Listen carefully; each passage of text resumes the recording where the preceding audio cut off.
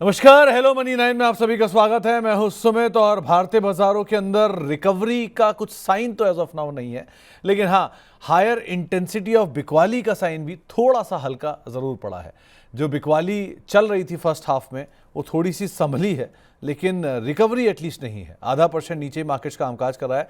Pain point अभी भी small cap mid cap में बना हुआ है। 0.25% नीचे स्मॉल कैप है और करीब 1.5% नीचे आपको मिड कैप दिखाई पड़ेगा। 400 शेयर तेजी में, 2100 शेयरों में बिकवाली, यानी आप कह लीजिए हर एक शेयर की तेजी के सामने ऑलमोस्ट 7 शेयर जो कि मंदी में कामकाज कर रहे हैं, और ये बहुत समय बाद इस तरह की बिकवाली का आंकड़ा हम देख रहे हैं। आज बातचीत करने के लिए हमारे साथ आस्था मैम मौजूद है। आस्था मैम पुणे से, उनसे हम चर्चा करेंगे मार्केट्स को लेकर भी और आस्था मैम से बातचीत करेंगे इंडिविजुअल स्टॉक्स को लेकर भी। आस्था मैम, बिकवाली तो रही पूरे हफ्ते, उसमें तो कोई डिनाइल नहीं है, लेकिन आखिरी तक जब उम्मीद लग रही थी शायद थोड़ी रिकवरी होगी तो फार्मा बम आ गया और उससे और बिकवाली गहरा गई। अब आप क्या देख रहे हो मार्केट्स में, क्योंकि सारे टेक्निकल, सारे फंडामेंटल ट्रम्प साहब के आगे फेल हो जाते हैं, अभी क्या किया जाए? जी बिल्कुल, गुड आफ्टरनून सुमित जी। देखिए, बिल्कुल आपने सही बोला कि यहाँ पे मार्केट में बिकवाली और ज्यादा आ गई। रोज कुछ अनाउंसमेंट आती है और फिर रोज तो नहीं, लेकिन जब भी अनाउंसमेंट ट्रम्प साहब की तरफ से आती है, मार्केट में बहुत हैवी रिएक्शंस देखने को मिलते हैं। थोड़ा अनसर्टेनिटी का माहौल जो इनकी लेटेस्ट अनाउंसमेंट आई है उससे मार्केट्स में आया है, और इसीलिए अब एक अहम सपोर्ट जो निफ्टी को 24,760 के स्तर पे है, उसके नीचे का क्लोज नहीं आना चाहिए। तो आज के दिन में सिर्फ इतना ही करें कि करना तो वैसे भी कुछ नहीं है। मार्केट वीक लग रहा है, डाउनसाइड ही रहेगा। 24,760 के नीचे का अगर क्लोज आता है तो वो निफ्टी के लिए खराब संकेत हो सकता है। तो आज जस्ट वेट ही करिए। ओवर द वीकेंड वैसे भी पोजीशन ले जाना कभी भी रिकमेंडेड नहीं रहता है, तो जस्ट वेट एंड वॉच की स्ट्रैटेजी अडॉप्ट करने की सलाह है। और 24,760 के नीचे का अगर क्लोज आए तो निफ्टी में थोड़ी गिरावट गहरा सकती है, जो इसको फर्दर 24,650 से लेके 630 तक ले जा सकती है। अब मैम, आईटी में क्या करें, क्योंकि आईटी का जो पेन पॉइंट है वो और ज़्यादा गहरा गया है। लास्ट टाइम जब हम मिले थे तब से लेके अब तक टीसीएस जैसा स्टॉक साल के नए लो काट रहा है, क्या करना चाहिए इसमें?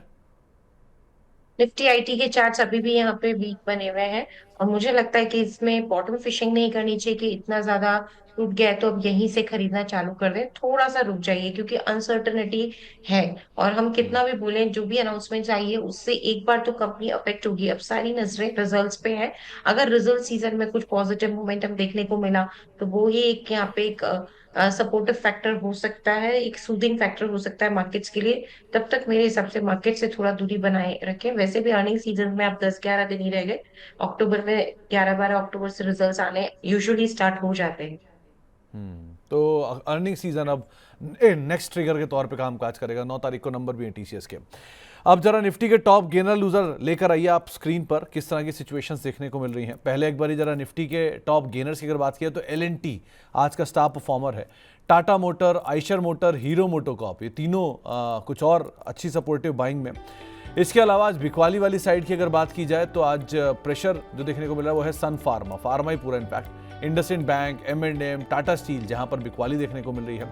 मिड कैप साइड पर आज जहां खरीदारी देखने को मिल रही है उसमें prominently AU bank, supreme industry, Ashok Leyland, BSc, यहां पर खरीदारी है। और मिड कैप के गिरने वाले शेयरों की बात की जाए तो आज सबसे ज़्यादा प्रेशर जहां पर उसमें वारी एनर्जी है, आइडिया है, बायोकॉन है, प्रीमियर एनर्जी है, जहां पर थोड़ी बहुत बिकवाली आज के सत्र में आते हुए दिखाई पड़ रही है। आज स्मॉल कैप साइड पर जहां पर खरीदारी है उसमें जुपिटर वैगन है, एचबीएल इंजन है, राइट्स है जहां पर खरीदारी है, अनंतराज में खरीदारी है। बिकवाली वाली साइड की अगर बात की जाए तो आज थोड़ी बहुत बिकवाली देखने को मिल रही है लॉरस लैब में, न्यूलैंड लैब में, नेटको फार्मा में, HFCL में, जहां पर बिकवाली आज के दौर में आते हुए दिखाई पड़ रही है। आस्था मैम, LNT सबसे पहला नाम, इसको आप कैसे देख रहे हो? आज गिरते बाजार में 4% ऊपर है, सपोर्ट तो कर रहा है मार्केट को, लेकिन वो ऑब्वियसली बात है इसके सामने इतना भारी भरकम फॉल है कि संभाल नहीं पा रहा है, क्या करें? बिल्कुल, देखिए एलएनटी में मुझे लगता है जो आज एक न्यूज फ्लो हुआ था उसने बहुत अच्छा सपोर्ट दिया है इस काउंटर को, और ये काउंटर अच्छी खासी तेजी में अभी ये आ चुका है। मुझे लगता है आने वाले टाइम में अब यहाँ से भी जो लेवल्स अब हमको देखने को मिलेंगे वो तकरीबन 3910 तक के रह सकते हैं। अभी चल रहा है 3768, लेकिन ये मैं मीडियम टर्म की बात कर रही हूँ। शॉर्ट टर्म में तो इतने मार्केट्स वॉलेटाइल है कि ये टारगेट्स अचीव होना कहना थोड़ा जल्दबाजी होगी। लेकिन जिस तरह की चार्ट प्लेसमेंट है, मुझे लगता है 3900 तक के लिए ये बिल्कुल तैयार हो चुका है। तो एलएनटी अच्छा लगता है, कोई भी गिरावट आए तो बिल्कुल इसमें खरीदारी करने के मौके तलाशने चाहिए। 3750 के जोन में स्टॉप लॉस इसमें जो मेंटेन किया जाएगा वो 3630 का रहेगा। तो और टारगेट इसमें 3900 तक के रखे जा सकते तो 3900 तक के टारगेट्स रहेंगे। और आपको बाकी वो टारगेट्स नियर टर्म में तो नहीं दिखेंगे ऑब्वियसली, लेकिन हाँ मीडियम टू लॉन्ग टर्म में आप इसको एटलीस्ट ज़रूर देख सकते हैं। आगे बढ़ते हैं और अब सवाल जवाब का सिलसिला शुरू करते हैं। बातचीत करते हैं दर्शकों के सवालों को लेकर। अगर आपका भी कोई सवाल है इस फॉल में, आप भी आस्था मैम से पूछना चाह रहे हैं कि आपकी रणनीति क्या हो, तो आप हमारे साथ जुड़ सकते हैं। 9311121874 ये हमारा व्हाट्सएप नंबर है जिस पे आप हमारे साथ जुड़ सकते हैं। और उसके अलावा ईमेल आईडी भी आपकी स्क्रीन पर है, money9query@tv9.com, जिस पर आप सवाल पूछ सकते हैं। ट्विटर, फेसबुक, यूट्यूब पर आप कमेंट के जरिए हमारे साथ जुड़ सकते हैं। और बाकी ओवरऑल अगर आप मेंबरशिप प्लान भी लेके बैठे हैं तो 3 मेंबरशिप प्लान भी हैं जिनके जरिए आप सीधे सीधे इस कार्यक्रम का हिस्सा बन सकते हैं। अब नीरज भदौरिया साहब का पहला सवाल है। उनका एक सवाल यह है कि क्या स्मॉल कैप इस सिचुएशन में आ गया है कि यहाँ पर वन टाइम पे निवेश करना चाहिए? आपको दिख रहा है मैम ऐसा? नहीं, ये अभी तो नहीं। क्योंकि मैं इसलिए बोल रही थी कि कभी कभी ऐसा होता है कि हम एकदम निचले स्तर पे खरीदारी नहीं कर पाते। लेकिन ये भी एक बात होती है कि थोड़ा सा अगर अनसर्टेनिटी का माहौल हो तो थोड़ा ऊपर भी ले लेते हैं, लेकिन जहां कंफर्मेशन हो तो वो ज्यादा बढ़िया डिसीजन होता है। ऑल्दो अगर मैं स्मॉल कैप 250 की बात करूँ तो ये अपने 200 डेज एक्सपोनेंशियल मूविंग एवरेज के करीब आ गया है। और ये वहां से सपोर्ट भी ले रहा है इंट्राडे में, यानी कि 16,768 के आसपास चल रहा है और 16,755 का इसने जो एक सपोर्ट है वो लिया भी है। लेकिन फिर भी अभी जल्दबाजी होगी, क्लोजिंग देखना भी जरूरी है और आने वाले टाइम में माहौल किस तरह का बनता है वो देखना भी जरूरी है। तो मेरे हिसाब से थोड़ा रुक जाइए, स्मॉल कैप में अभी निवेश ना करें, थोड़ा और वेट कर लेना चाहिए। तो थोड़ा वेट करिए और स्मॉल कैप में अभी निवेश ना करिए आउटराइटली। आस्था मैम आपके फैन हैं अरिहंत योगी साहब, पूछ रहे हैं कि आईओएल केमिकल में वो क्या कर सकते हैं? 115 रुपए के दाम पे खरीदारी कर रखी है, क्या एवरेज करना चाहिए या अवॉइड करें अभी? जी बिल्कुल, देखिए आईओएल केमिकल की यहाँ पे बात की है, 115 के दाम पे खरीदारी की है। अभी एवरेजिंग ना करें, एवरेजिंग 102 100 के जोन में करनी है। वहां पे आया तो फिर इसमें और आप एवरेजिंग कर सकते हैं 100 के आसपास। क्योंकि मुझे नहीं लगता ये 95 से नीचे जाएगा, ये मैं बड़े लेवल्स दे रही हूँ। लेकिन अभी मार्केट भी खराब है तो अभी नहीं कुछ करना है, एवरेजिंग 100 के आसपास करनी है। और फिर स्टॉप लॉस 95 या 94 का रख लेना है पोजिशन में। और आगे जाते हुए ये वापस से एजी में अगर लौटा तो 120 125 के लेवल्स दिखाता हुआ नजर आएगा। तो 120 125 के लेवल गोइंग फॉरवर्ड आते हुए दिखाई पड़ेंगे। एक सवाल आया है मैम राजू तिवारी साहब का, वो पूछ रहे हैं कि क्या टीसीएस 2600 रुपये आएगा? इन्होंने 3000 रुपये के दाम पे खरीदारी कर रखी है। दिख रहा है क्या मैं आपको 2600 ऑन चार्ट्स? देखिए टीसीएस की बात करें तो 2600 के आसपास आने में अब ज्यादा तो 300 रुपए का फर्क रह गया है। तो मार्केट में तो वीकनेस बनी हुई है, नीचे में अभी तो इम्पोर्टेंट सपोर्ट इसको 2800 के जोन पे है। तो मैं अभी तो यही बोलूंगी कि 2800 तक हो सकता है कि बिल्कुल ये आने की कोशिश करे। वहां पे 2800 से 2750 के बीच में एक इम्पोर्टेंट सपोर्ट जोन है। तो 2600 आने के आसार अभी तो कम लगते हैं। लेकिन फिर नतीजों पे भी डिपेंड करेगा आगे, और क्या अनाउंसमेंट्स आती है ग्लोबली उन पे डिपेंड करेगा। तो अगर वो सब बहुत ही खराब आई तो फिर कह नहीं सकते, लेकिन हाल फिलहाल में 2750 से 2800 का ही जोन लगता है, उसके नीचे अभी लगता नहीं है टीसीएस। तो 2750 से 2800 ये जोन सो फार तो दिखाई पड़ रहा है। अब बाकी सिचुएशन में डिपेंड करता है, अगर नंबर ही खराब आ गया तो बात अलग है, लेकिन अभी के केस में तो यही नंबर दिखाई पड़ रहे हैं। जय बालाजी इंडस्ट्री में प्रकाश शर्मा साहब का पोजीशन है, ये 2 साल पहले या 1.5 साल पहले का बेस्ट परफॉर्मिंग स्टॉक था, मल्टी बैगर था रादर। अब क्या करा जाए इसमें? जी बिल्कुल, जय बालाजी इंडस्ट्रीज की बारे तो ये भी अभी तो बहुत ही वीक लग रहा है। काउंटर वीकली चार्ट्स पे भी काफी खराब हो चुका है। तो ये काउंटर तो अभी कुछ समय के लिए खराब ही बना हुआ है चार्ट इसका। तो ये डाउन लगता है। मेरे हिसाब से लंबे समय के लिए होल्ड करना, क्योंकि देखिए सुमित जी, अभी माहौल ऐसा है कि ज्यादातर सभी स्टॉक डाउन लगेंगे, लेकिन हमें अभी लॉस बुक करके निकलना है, या थोड़ा धैर्य रखते हुए 5-6 महीने की मिनिमम समय सीमा रखते हुए होल्ड करना है, वो एक देखना पड़ेगा जिन्होंने इन्वेस्ट किया उनको। लेकिन मेरे हिसाब से इतने पैनिक में ना निकले, और वीक भी लग रहा है ये काउंटर, तो सिर्फ होल्ड करके रखे और तैयारी रखे, थोड़ी वीकनेस और आ सकती है, 90 तक जा सकता है ये काउंटर। तो मैम ये सिचुएशन में मतलब एक बार जरा डॉक्टर साहब पहले इसका चार्ट दिखाइए 5 साल का, तब आपको ज़्यादा बेटर क्लियर सिचुएशन होगी कि ये कंपनी है क्या। ये बीच में जो एक स्पाइक दिख रहा है ना आपको 800 रुपये वाला, ये इसमें तेज़ी आई थी, उसके बाद एडजस्टमेंट हुआ है, वो एडजस्टमेंट के बाद ये शेयर ऐसा दिख रहा है, इसीलिए यहाँ पर इस तरह का इम्पैक्ट आता हुआ दिखाई पड़ रहा है। एक सवाल है अनुराग जी का। इन्होंने 2 साल पहले एक सवाल पूछा था अदानी पावर पर, और उस समय जो एनालिसिस था उसके दम पर इन्होंने 10,000 शेयर लिए थे 220 रुपये मई 2023 में। वहाँ से शेयर इन्होंने होल्ड किया, और अब इनके पास पोस्ट स्प्लिट शेयर होंगे, यानी प्री स्प्लिट से लेके बैठे हैं, अब पोस्ट स्प्लिट आ गया है। अब मैम इन्हें क्या अदानी पावर होल्ड करना चाहिए बच्चे की फ्यूचर के नाम पे? देखिए, अदानी पावर की बात करें तो होल्ड तो करना चाहिए इस काउंटर को, अनडाउटेडली। लेकिन इस काउंटर में भी एक चीज ऐसी कि न्यूज फ्लो से बहुत अफेक्ट हो जाता है।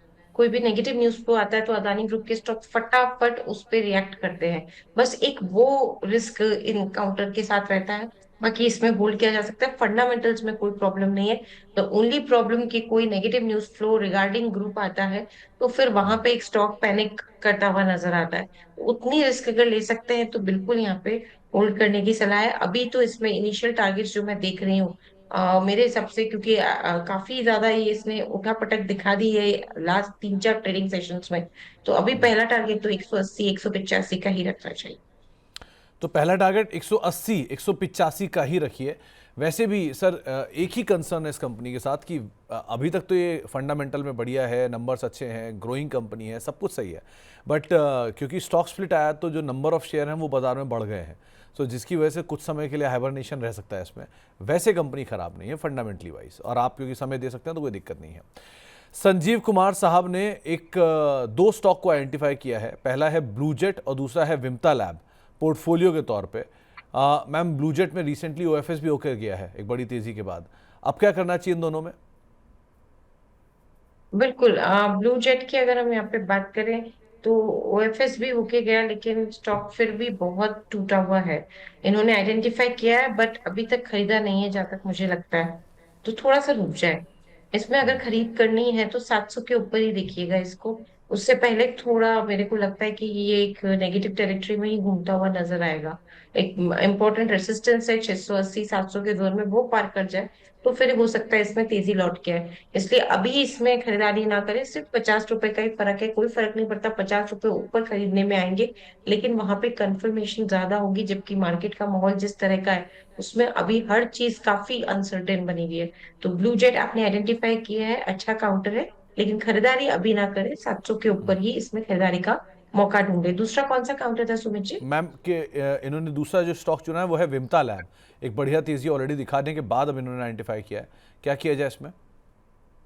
जी बिल्कुल, विमटा लैब की बात करें तो ये काउंटर भी अभी थोड़ा वीक ही बना हुआ है। अभी इसमें भी अगर बाइंग करनी है तो थोड़े निचले स्तरों पे करेंगे, बेटर रहेगा। वो क्या है, 690 के जोन है, वहां पे बाइंग के मौके ढूंढे, रुक जाए, क्योंकि मार्केट खराब है। अच्छे अच्छे स्टॉक्स में आज हमने थोड़ा सा गिरावट दिखी है, तो मार्केट जब तक अनसर्टेन रहेगा अच्छे अच्छे स्टॉक्स थोड़ा और गिरावट दिखा सकते हैं। तो कोई मतलब नहीं आता इस अनसर्टेनिटी के माहौल में तुरंत खरीदारी करने का। वेट एंड वॉच कर लीजिए, और नतीजे भी आ जाएंगे तब तक, क्योंकि अक्टूबर से तो नतीजे चालू हो जाएंगे, तो उससे भी काफी ज्यादा एक रोशनी पड़ेगी कि ये स्टॉक पे लेना है कि नहीं। इसलिए अभी वेट कर लीजिए। ओके। तो मैम जो सिचुएशन बन रही है बाजार में अभी अच्छी कंपनियों में, लार्ज कैप में, यहाँ भाग लें कि भाग लें, यानी पार्टिसिपेट करें कि रन अवे करें? नहीं, देखिए, भाग लेना तो नहीं है। स्टॉक मार्केट हमेशा अच्छा ही रिटर्न देते हैं over the period of time. साल 2 साल के लिए नहीं, लेकिन 4-5 साल 10 साल के नजरिए में हमेशा इन्होंने साथ ही दिया है। तो अभी कहीं ऐसे भागने की जरूरत नहीं है, बस रुकने की जरूरत है। थोड़ा सांस भर लीजिए, रुक जाइए, संभल के वापस से दौड़ में हिस्सा लेना है तो थोड़ा सा एनर्जी इकट्ठा कर लीजिए, तब तक स्टॉक्स में भी एनर्जी आएगी। मे बी अर्निंग्स उनमें एक सपोर्टिव फैक्टर हो सकते हैं, जो हम पहले भी चर्चा कर रहे थे, तो तब फिर उसमें करना चाहिए। लेकिन लार्ज कैप स्टॉक में भी मुझे लगता है एलएनटी काफी मजबूत पोजीशन में है, तो अच्छे लार्ज कैप स्टॉक तो अभी भी अच्छे लगते हैं। थोड़ा थोड़ा लोअर लेवल पे अक्यूमुलेट करना चालू करें। हेमलता सुरेश कुमार जी का एक सवाल आया है, इनके पास एंथम बायोसाइंसेस के शेयर हैं और आईपीओ से लेके बैठी हैं। अब ये 1 से 2 साल तक होल्ड कर सकती हैं। अब कैच यही, कंपनी तो अच्छी है लेकिन ऑब्वियसली बात है आईपीओ जब भी आता है तो कुछ समय तो डोलता ही है वो। अब क्या करें? देखिए, एंथम बायोसाइंस की बात करें तो बिल्कुल ये आईपीओ के टाइम का जो काउंटर था, उसके बाद इसने हर तरह से अच्छा ही परफॉर्मेंस दिखाया, लेकिन मार्केट खराब है तो अभी सब जगह हमें थोड़ी निराशा देखने को मिल रही है। होल्ड करना है इस काउंटर को, नई खरीदारी नहीं करनी है, सिर्फ और सिर्फ बने रहने की सलाह है। चल रहा है ये अभी 786 के आसपास। इसमें स्टॉप लॉस जो लगा के बने रहना है वो तकरीबन 740 के जोन में स्टॉप लॉस लगा के होल्ड करिए। तो 740 का एक स्टॉप लगा के आप पोजीशन में बने रहें, ये आपको एक राय दी गई है एंथम बायोसाइंसेस के संदर्भ में। एनएमडीसी में क्या करना चाहिए, ब्रिजेश जी पूछ रहे हैं। अभी इनकी पोजीशन है इसमें लेकिन कहां पर ये नहीं बताया इन्होंने। करना क्या चाहिए इसमें मैम? जी बिल्कुल, ब्रिजेश जी, अगर आप कॉस्ट प्राइस भी बता देते तो बहुत अच्छा एनालिसिस कर सकते थे, लेकिन लिया हुआ है तो होल्ड कर लीजिए। इसने आज कोशिश की थी थोड़ा सा डाउन साइड आने की, लेकिन वापस एक सपोर्ट 75 के लेवल पे पकड़ा है, वापस 76 आ गया है। तो मुझे लगता है कि इनहेरेंट स्ट्रेंथ अभी भी है इसमें, होल्ड करने की सलाह रहेगी एक स्टॉप लॉस के साथ। और जो स्टॉप लॉस प्लेस करेंगे वो तकरीबन 71 के लेवल पे करेंगे तो ज्यादा अच्छा रहेगा। तो 71 के स्टॉप लॉस के साथ पोजिशंस में बने रहे। इसमें वापस से हमें तेजी देखने को मिलेगी जो इसको 78 और फिर दूसरा टारगेट 84 तक लेके जाएगी। तो 78 84 तक के लेवल्स आ सकते हैं, लेकिन थोड़ा समय आपको यहाँ पर देना होगा। गुंजन जी आपके प्रशंसक भी हैं, फैन भी हैं। इनका पहला सवाल है आरएस इंफ्रा पर। इन्होंने 164 रुपये के दाम पे खरीदारी कर रखी है। और दूसरा एनएफएल नेशनल फर्टिलाइजर 97 रुपये के दाम पे इनकी खरीदारी है। क्या करें इन दोनों में? जी बिल्कुल, सबसे पहले मैं अगर यहाँ पे नेशनल फर्टिलाइजर की बात करूं, तो यहाँ पे नेशनल फर्टिलाइजर का जो ये काउंटर है, ये अभी तो थोड़ा वीक बना हुआ है अनडाउटेडली। और इसमें मुझे ऐसा लगता है कि ये जो वीकनेस है ये इसे थोड़ा सा और डाउन साइड तक लेके जाएगी। चल रहा है ये अभी 93, नीचे में जाने की कोशिश करेगा 90 तक। होल्ड करना है ये मानते हुए कि गिरावट और देखने को मिलेगी, 90 तक और कोशिश करेगा ये गिरावट दिखाने की। स्टॉप लॉस के साथ होल्ड करेंगे अच्छा रहेगा।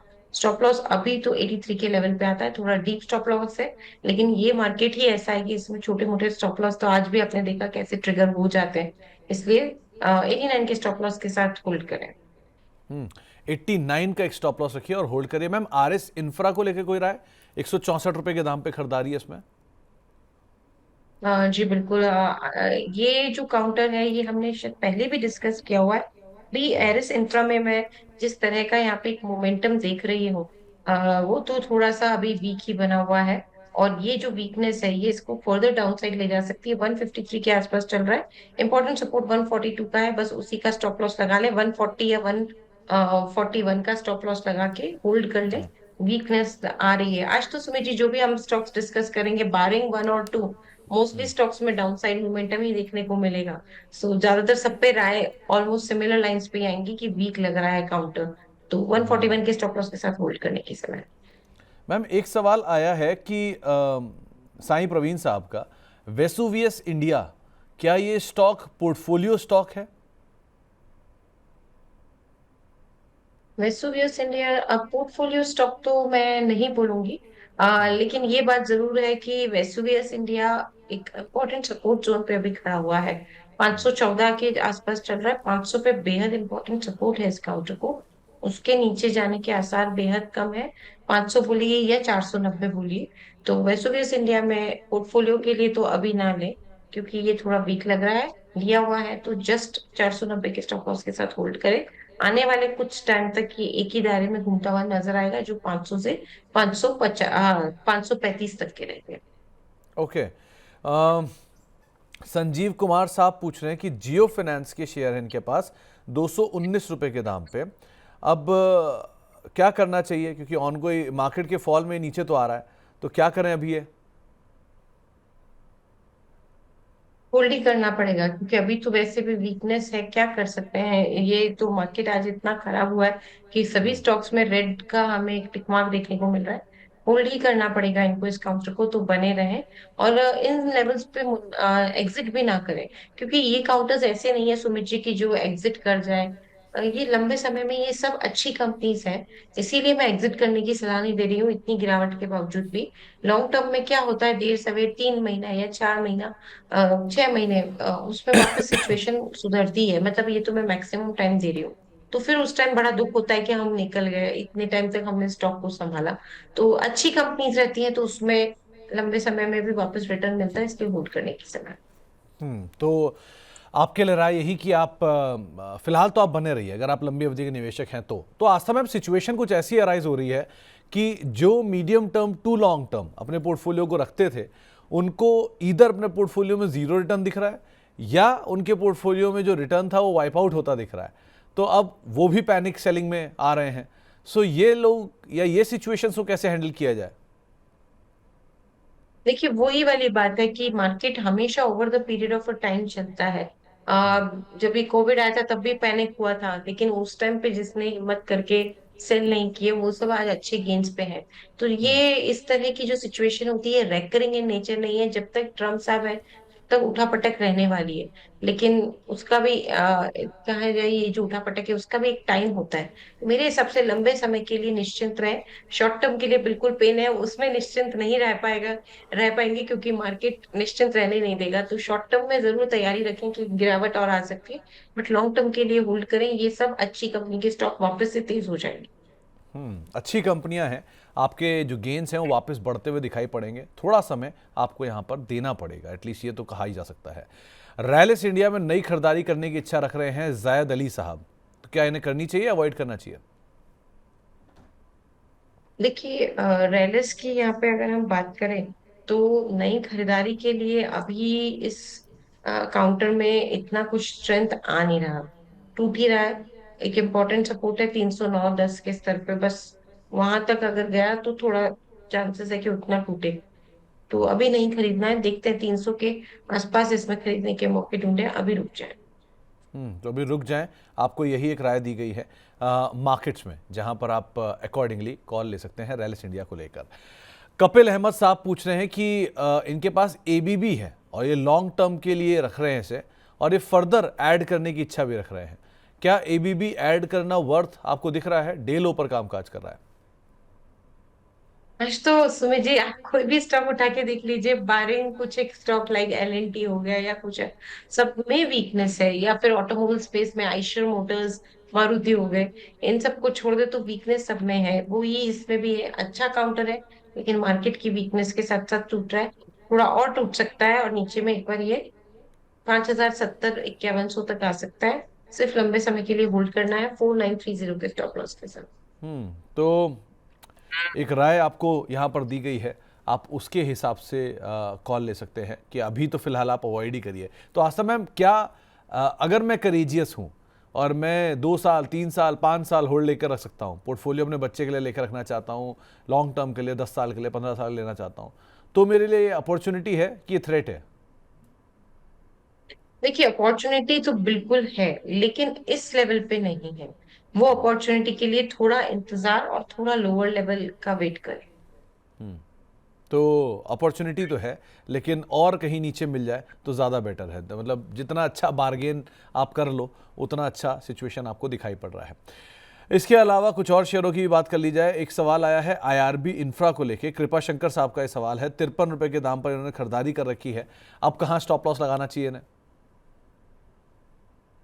जी बिल्कुल, आईआरबी इंफ्रा की अगर यहाँ पे बात करें तो आईआरबी इंफ्रास्ट्रक्चर डेवलपर्स में आज अच्छा डाउनसाइड मोमेंटम हमें देखने को मिल रहा है। इनकी खरीदारी का लेवल एक बार फिर से रिपीट करेंगे सुमित मैम जी? 53 रुपए के दाम पे। 53 पे खरीदारी की है, 41 चल रहा है। तो यहाँ पे थोड़ा वीक हो सकता है, स्टॉप लॉस के साथ ही होल्ड करना है, और वो तकरीबन 38 के लेवल पे आ रहा है। तो 37-38 के जोन में एक स्टॉप लॉस प्लेस करके होल्ड ही करिए। और ये जो स्टॉप लॉस है क्लोजिंग बेस का रखेंगे, यानी कि क्लोजिंग अगर 37 की आती है तो फिर इसमें एग्जिट करेंगे, नहीं तो इंट्राडे की वॉलेटिलिटी में नहीं करेंगे okay. Exit. Ma'am Sanjeev ji का सवाल थोड़ी देर पहले जो आया था जियो फाइनेंस को लेकर, उन्होंने ये पूछा कि उनके पास 219 के दाम पर है ऑलरेडी, अब वो और एवरेज करना चाह रहे हैं, तो कहाँ एवरेज उनके लिए सही दाम होगा? देखिए, जियो फाइनेंस के लिए अगर एवरेजिंग करनी है, 219 पे ऑलरेडी लिया हुआ है, तो अभी तो अच्छा फायदा हो रहा है उनको। राइट, तो एवरेजिंग के लिए अभी और रुक जाए, ये चल रहा है 296, और इसमें एवरेजिंग अभी ना करें, 270 275 के आसपास देखें। ओके, तो 270, 265, 70 की जोन में ठीक है। कहीं मिले, वहां पर आप एवरेज कर सकते हैं। एक इंटरेस्टिंग सवाल आया है मैम नील साहब का। वो पूछ रहे हैं कि जो 3,000 रुपये, 15,000 रुपये में टेलीग्राम चैनल चलते हैं और जो कॉल्स देते हैं, क्या ये लेना ठीक होता है या ये फ्रॉड हो सकता है? देखिए, मैं इन सब पे कमेंट करने के लिए शायद सही जन नहीं हूँ, टू बी वेरी ऑनेस्ट। लेकिन बस यही है, आप कोई भी कॉल लें किसी भी कहने पे, खुद की जांच पड़ताल भी कर लीजिए, बेटर रहेगा। और थोड़ा मार्केट का मूड माहौल खराब है, इसलिए जो फंडामेंटली स्ट्रॉन्ग स्टॉक हो उसी में खरीदारी करें। तो सर बहुत सीधी सी बात है, आपको हर तरह के लोभ प्रलोभन बाजार में अवेलेबल रहते हैं। सो बेटर इज कॉल तो आप ही को लेनी है ऑब्वियसली, लेकिन जब भी आप कभी कोई कॉल लो उससे पहले पढ़ाई लिखाई कर लो, ताकि आप थोड़ा सा सीख भी लो साथ साथ। पैसे तो बन ही जाएंगे लेकिन सीख भी लोगे और वो आपको आगे के लिए हेल्प करेगा। तो आप बेटर है कि हर तरफ से कॉल सुनो, बट इन्होंने जो कॉल आप ले रहे हो उससे पहले एक बारी उसके बारे में जांच पड़ताल पूरी कर लो। एक सवाल आया है ट्रांसरेल लाइटिंग को लेकर इंद्रनील साहब का। 730 रुपए के दाम पे इन्होंने खरीदारी कर रखी है और 1,000 शेयर इनके पास है। बाजार ही वीक है, ये शेयर भी डील ऊपर है, क्या करें? जी बिल्कुल, ट्रांसरेल लाइटिंग की यहाँ पे हम बात करें, तो जिस तरह से हम देख रहे हैं कि मार्केट क्योंकि खराब है, आपने भी बोला सुमित जी, और सभी वीक है, तो ये भी वही कैटेगरी का काउंटर है। लेकिन 708 710 के नीचे जाने की संभावना काफी कम लगती है, तो 705 के स्टॉप लॉस के साथ होल्ड करें, थोड़ा वीक अभी और हो सकता है। Okay, KP energy, Rahul Lalwani साहब पूछ रहे हैं कि इसको और खरीदारी कर सकते हैं क्या? आज बड़े समय बाद वो अपनी रेंज के लोअर एंड को भी तोड़ा है इसने, अभी क्या करा जाए? नहीं, अभी रुका जाएगा, और खरीदारी नहीं करनी है। और खरीदारी का लेवल काफी नीचे का आ रहा है, जो कि 350 के आसपास है। 350 नहीं तो कम से कम 370 तक तो वेट करें, अभी ना करें। ओके, तो अभी आप और खरीदारी ना करें, वेट कर लें, थोड़ा और नीचे गिरावट आ जाए, थोड़ा और बिकवाली हो जाए, उसके बाद खरीदारी कर लें, वो ज़्यादा बेटर रहेगा। ज्योति लैब और आईआरसीटीसी में 20% का लॉस है राजेश कुमार सिंह साहब को। आप क्या राय रखते हैं, क्या इसमें फर्दर एवरेज करना चाहिए इन दोनों में? ज्योति लैब में नहीं, अभी तो नहीं। ये टूट रहा है और 311 तक चल गया है, मेरे हिसाब से 300 तक भी जा सकता है। एवरेजिंग के लिए ये लेवल ठीक नहीं है। और दूसरा आरबीएनएल बोला था, एक आईआरसीटीसी और ज्योति लैब। आईआरसीटी। आईआरसीटीसी जी जी, वो रेलवेज का काउंटर, अभी उस हिसाब से इसमें भी वीकनेस है। अभी नहीं, इसमें एवरेजिंग करनी है, 707 के आसपास चल रहा है, 707 के आसपास, 689 690 के जोन में इसमें खरीदारी के लेवल्स ढूंढेंगे। तो आपको एक राय यहाँ पर दी गई है आईआरसीटीसी के लिए भी और ज्योति लैब में भी। तो मैम पूरा का पूरा बाजार ही इस समय धराशायी है। सो एक ही जी, तरह की राय है कि अभी आप अवॉइड करिए, अभी आप खरीदारी ना करिए, अभी आप बच के रहिए। लेकिन जो सिचुएशन बन रही है, क्या कोई सेक्टर ऐसा दिख रहा है कि जो थोड़ा पीसफुल लग रहा है? देखिए, अभी जो सिचुएशन बन रही है उसमें सेक्टर स्पेसिफिक तो कुछ इतना खास लग नहीं रहा, क्योंकि जो भी हम देख रहे हैं सब पूरा मार्केट अभी इसकी चपेट में आया है। फिर भी कह सकते हैं ऑटोमोबाइल थोड़ा बेटर लगता है, और वो उसका कारण है जीएसटी का जो रेट कट्स हुए हैं, उसके बाद एक अच्छी डिमांड देखने को मिली, तो ऑटो सेक्टर पे एक नजर बनाई जा सकती है। ओके मैम, एक पीसी ज्वेलर पर अपनी और राय दीजिए। यहाँ पर एक सवाल भी आया है, करना क्या चाहिए? आज 9% के आसपास वाइप आउट हुआ है, क्या करें इसमें? जी बिल्कुल, पीसी ज्वेलर की बात करें, तो ये जो काउंटर है, अभी जिस तरह से हम पूरी वीकनेस अक्रॉस द बोर्ड देख रहे हैं, भारी गिरावट आई है, इसमें कुछ भी ना करें, और ऊपरी स्तरों पे कॉस्ट के आसपास आता है तो निकलने का ही ट्राई करें। ये काउंटर वैसे भी इतना अच्छा नहीं लगता कि इसमें लॉन्ग टर्म में बने रहना चाहिए। तो यहाँ पे जब भी आपके थोड़े बहुत ऊपर के लेवल आते हैं, क्योंकि सबकी अपनी अपनी कॉस्ट प्राइस होती है, हम इतने लोगों की कॉस्ट प्राइस तो नहीं डिस्कस कर सकते, बट जब भी ऊपरी स्तर आते हैं बस ये ध्यान रखिए कि इस काउंटर में से आपको निकलना है। मैम रिटेल फेवरेट शेयर है पीसी ज्वेलर, पहले भी इसमें बहुत फंसे, फिर दोबारा अब फंसने की तैयारी शुरू कर दी है। एनीवेज, एक सवाल आया है सुमेर साहब का। ये एसएमएल इसुजू इनके पास है 3720 रुपए के दाम पे, और आईडीएफसी फर्स्ट है 72 रुपए के दाम पे। क्या करें इन दोनों में? सबसे पहले इशू वीक लगता है। इम्पोर्टेंट सपोर्ट 3105 3110 के लेवल पे है, वहां तक जाने की इसमें एक कोशिश की जा सकती है इस स्टॉक के द्वारा। वीक लगता है, काउंटर लिया हुआ है तो सिर्फ और सिर्फ बने रहे 3100 के स्टॉप लॉस के साथ। तेजी के लिए वापस से इसको जो लेवल तोड़ना होगा अपसाइड में, वो यहाँ पे अगर मोटा मोटी माने तो 3400 से 3500 का रहे। ओके, 3400 से 3500 के लेवल्स आते हुए दिखाई पड़ेंगे। एंड मैम, आईडीएफसी फर्स्ट उसे कैसे देख रहे हो? जी बिल्कुल, आईडीएफसी फर्स्ट बैंक की यहाँ पे अगर हम बात करें तो ये काउंटर भी वीक हो रखा है, और इस काउंटर के पीछे तो कारण भी है। इसमें से भी एग्जिट करने का ही ध्यान रखिए ऊपरी स्तरों पे। ये वाला जो बैंक है या ये जो स्टॉक है वो इसने इतना अच्छा परफॉर्म करके अभी नहीं दिखा रहा है इस मार्केट में। मेरे हिसाब से इसमें से ऊपरी स्तरों पे निकलना चाहिए। चलिए, तो ऊपरी स्तरों पे यहाँ पर भी निकलिए, वो ज़्यादा बेहतर रहेगा। एक दर्शक हमारे साथ मौजूद हैं, उमेश जी, लखनऊ से बातचीत करने के लिए। उमेश जी नमस्कार। सर नमस्कार सुमित सर, थैंक यू, आपने हमारा कॉल लिया और काफी दिन बाद आपसे जुड़ा हूँ। नमस्कार उमेश जी, पहले तो बहुत बहुत शुक्रिया, और बहुत बहुत माफ़ी भी इस दिन के लिए कि आपसे हम बहुत लंबे समय तक बात नहीं कर पाए, लेकिन बहुत बहुत शुक्रिया आपको दोबारा अटेम्प्ट करने के लिए, बातचीत करने के लिए। क्या सवाल है आज आपका? सर एक्चुअल में हमारा दो क्वेश्चन था, लेकिन आपके विभाग इसने बताया कि एक ही ले सकते हैं। एक आप तो दोनों ट्रेंड पूछिए। पे था सर, हमारे पास 30 शेयर था 8000 पे, ठीक है, और दूसरा? और एक था किर्लोस्कर न्यूमेटिक। ओके, कितने भाव पे? 50 1500। शेयर 1500 पे सर। तो उमेश जी, दोनों में आपका जो नज़रिया है वो क्या है? सर नजरिया लास्ट में तो मैं निकलने की कोशिश नहीं करूंगा।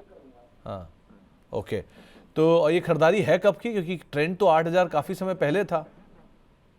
यस सर, ये करीब मैं लग रहा है 5-6 महीने हो गए। 5-6 महीने हो गए, ओके। आस्था मैम, दो शेयर है, एक है ट्रेंट, एक है किर्लोस्कर न्यूमेटिक। इन्होंने ये बात साफ कह दी है कि ये लॉस में निकलने की कोशिश नहीं करेंगे। सो कहाँ एवरेज करना चाहिए, कितने समय के लिए होल्ड करना चाहिए, क्या करना चाहिए ट्रेंट में और किर्लोस्कर न्यूमेटिक में? देखिए, ट्रेंड की बात करें तो ट्रेंड तो अच्छा काउंटर है, कोई उसमें दो राय नहीं है। सिर्फ एक ही बात है कि अर्निंग्स उस हिसाब की आई नहीं, वैल्यूएशन जिस हिसाब के थे, मार्केट में लिक्विडिटी नहीं है, इसलिए ये चल नहीं पा रहा है। पर अभी थोड़ा वीक हुआ है मेरे हिसाब से 4701 के आसपास जो ये चल रहा है। अभी ये डाउन साइड में 40, हम यहाँ पे बोल सकते हैं 4650 तक जाने की कोशिश कर सकता है। तो थोड़ा सा वीक तो अभी हो रहा है, तो थोड़ा वीक अभी और भी होगा। तो इसमें अभी खरीदारी करने के मौके ना तलाशें। और किर्लोस्कर न्यूमेटिक मैम? जी, किर्लोस्कर न्यूमेटिक की अगर हम यहाँ पे बात करें तो किर्लोस्कर न्यूमेटिक, एक मिनट,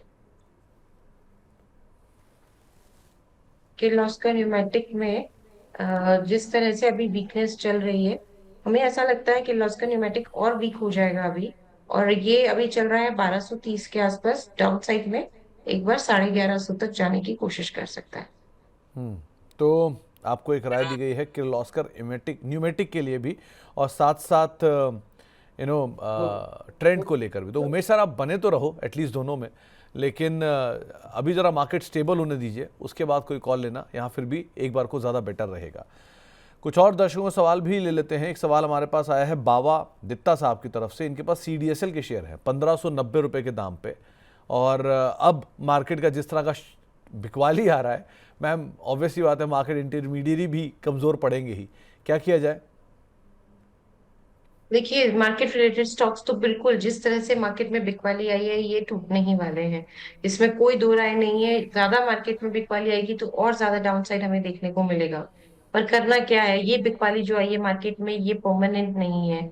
ये आई है, कुछ समय के लिए रह सकती है, लेकिन ये वापस से अपनी चाल चलेंगे, वापस से मार्केट ठीक होगा, उस समय ये वापस तेज होंगे। इसलिए अभी पैनिक करके बेचना मेरे हिसाब से थोड़ी जल्दबाजी होगी।